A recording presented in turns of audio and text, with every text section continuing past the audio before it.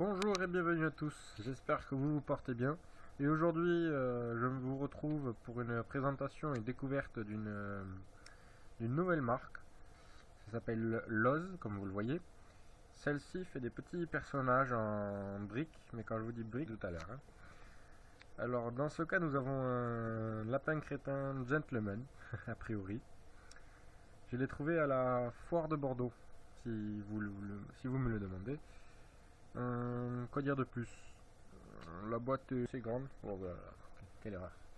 La boîte est assez grande. Oh là là, mais je suis maladroit. Donc voilà. Si vous voulez le code, regardez bien, mettez sur pause. Je ne sais pas si la qualité sera au rendez-vous. Voilà. Donc à l'intérieur de cette boîte, il y avait deux sachets en plastique contenant toutes ces pièces. Enfin toutes. Elles sont minuscules, mais il y en a beaucoup. Ainsi que les instructions. Donc voilà, vous voyez la liste. Et celle-ci est recto verso. Donc je vais commencer à le fabriquer et je vous retrouve dans un instant. Allez, à tout à l'heure. Bon, je vous reprends pour montrer à quel point c'est dur et long. Non seulement de par la lecture de la notice qui est petite, et en plus les pièces sont toutes collées, donc c'est difficile de voir les extrémités de chaque pièce. Donc là, ça fait 5 minutes que je le construis, entre 5 et 10 minutes déjà, et je n'ai fait qu'une toute petite boîte. Voilà, encore une fois, c'est vraiment minuscule, ça passe comme ça dans ma main.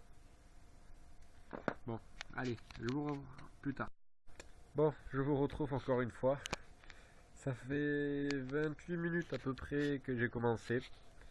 Et j'en suis toujours non pas l'étape 1, non pas l'étape 2, mais encore à l'étape 3 de la fabrication. C'est-à-dire je n'ai que ça. Voilà, voilà, c'est super long. Il faut prendre l'habitude avec ces petites pièces et surtout ne pas les perdre. Alors de retour, je voulais vous montrer l'état de la tête, parce que je viens de la finir actuellement, et vous voyez, voilà, ça ressemble plutôt bien à un lapin crétin, franchement.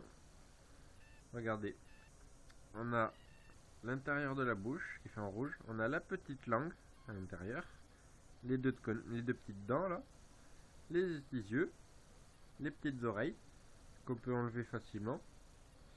Et voilà, c'est plutôt réaliste. Vu de loin, voilà, on dirait pas, c'est plutôt réel. Bon, attends, et puis encore une fois, je vous reprends quand j'aurai fini le corps complet et donc fini la figurine. Allez, à toutes.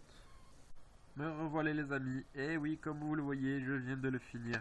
Regardez, il est magnifique, ce petit lapin crétin. Voilà.